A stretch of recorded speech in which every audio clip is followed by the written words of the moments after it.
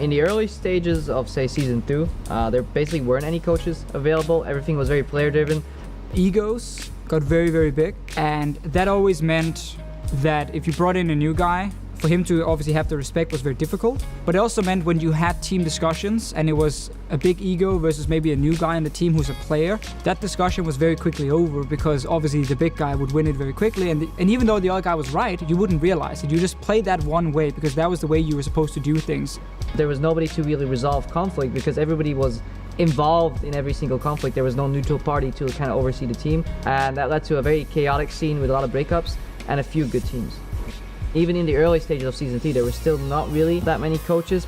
Players didn't feel the need to either because back then it was so gameplay related that if you didn't have the insight to challenge a player on any gameplay matter, you would be unlikely to win his respect.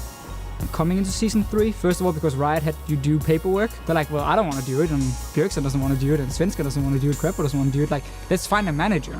That was like step one, find a manager who could then sort the paperwork and kind of schedule flights and all that kind of stuff, which you needed in Season 3 where very few teams had gaming houses in the first split. So that was very important. And it kind of led into the manager then saying, oh, I'm getting a bit of an overview of what's happening. I see you guys are arguing after every scrim. Maybe take a 5-minute break. Let's pull up a replay instead and look at that instead of you screaming at each other. And at least us at the Copenhagen Wolves, we were like, huh, that works really well. Maybe we should get someone who we can have with us all the time. I think actually early Season 3, mid-Season 3 is where gaming houses got introduced as like a short-term band-aid that kind of hit a bigger problem where instead of getting somebody to manage 5 players, they were thrown in an environment where now not only did they have to like take care of themselves, kind of the house around them, of their teammates constantly together with no supervision. I think that kind of really revealed the need for analysts and coaches. A closed-off environment like a gaming house with no outside influence in terms of general living conditions, especially fitness, anything regarding health, eating habits, it kind of became really bad for a lot of teams. Imagine being just 5 players who all live the same way, who then after a scrim they just lost, have to sit down and talk to each other, where everyone is getting annoyed and losing focus. And you also don't really have anyone who can come in from the outside and say, guys, you're talking about the wrong thing. You guys lost the game here and here and here, and oh, well, this Baron was bad. Instead, you're just like, oh, this pick and ban phase, it sucked, yeah, it was your fault, no. And then you died in lane, it doesn't matter, okay, just go next game. And you would gain nothing. Like, you would just sit and scrim to scrim, not to improve. And that was a big, big issue. That's why a lot of teams were stuck in the mud, and it was just the same thing over and over, until they basically got someone else showing them what you're doing is wrong. I think the introduction of some analysts kind of helped bridge that gap where people that weren't as highly ranked still had really good opinions about the game and they started contributing to some of the teams. M5 with Groove was one of the first ones to have like a real manager there and like really had them under control. So he was kind of like the grandfather of managers that could turn into more of a coaching role back in spring. He just had a certain authority around him. When he walked with the team, he was also, oh yeah, that's Groove, he is leading Moscow 5. Lemon Dogs was the first one to bring in an analyst. They actually interviewed 2 guys. I don't even remember the name of the guy they picked up, but the second guy was Clement Chu, and we talked to Clement and we picked him up very quickly. And the first thing he did was like, okay, here's a report on like what they do in LPL. Here's pick and bans from Korea. Your pick and ban is terrible. Here's what Korea is playing. Here's why. And he didn't need to show us like clips. We didn't need to ask him about his rank. Like he would just watch the games and write down notes. Like he would basically just write down information. We would look at it and go like, huh, are we doing a lot of stuff wrong here? Because like we would tunnel vision like 2 or 3 picks in every role. That's all we played. So that was really an eye opener. And once a few teams get that and they start talking highly of certain people and they show, like you just show like that report he wrote and you'd be like, hey, this is the kind of stuff he's doing. And people are like, wow. It took Advaita to join us as a team to really start opening our eyes and say, like, guys, on the replay, like right here, why don't you do this differently? Because this is how it works. And suddenly things clicked a little bit at least.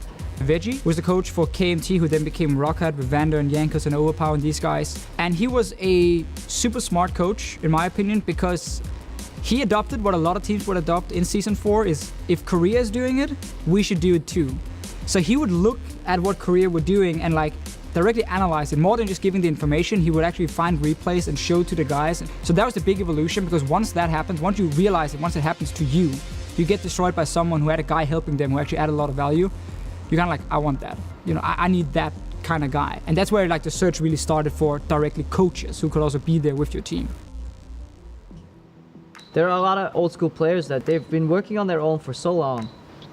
It's really hard to make them see the light, but I think it's undeniable that coaches can add value in a way, not in the same way in every team, but a team of support should always be able to add value to a team of players.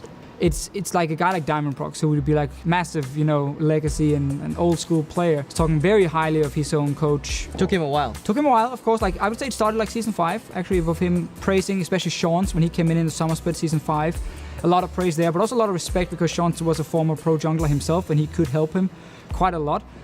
So once even the old school players start accepting coaching, there's not really anything that makes you as a new player then say, oh, coaching is useless. Like if everyone else is saying it, obviously there is something about it. I feel like the next evolution, which is what teams are doing now, is they are searching for a lot of different people outside of esports as well. They bring them in, but they also realize this is not a coach who will add game value. So we take a retired player or a known analyst and have him working closely with that coach. It's very rare you get that in one guy, just a player who retires, who just knows how to coach and also is super smart at the game. You just really want to find a balance between having player experience and traditional sport knowledge and see if you can mold that either into one person or create a team to relieve as much burden from the players as you can. A coach is so much more than just a guy giving you in-game stuff. It's everything around it.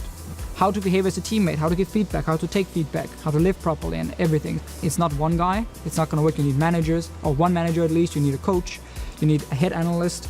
And because League of Legends has so many different layers and so many different things you're always looking at, preferably you have multiple guys freelance working under this head analyst. They give him the information, he filters it, he gives it on to the coach, who then filters it and gives it on to the players.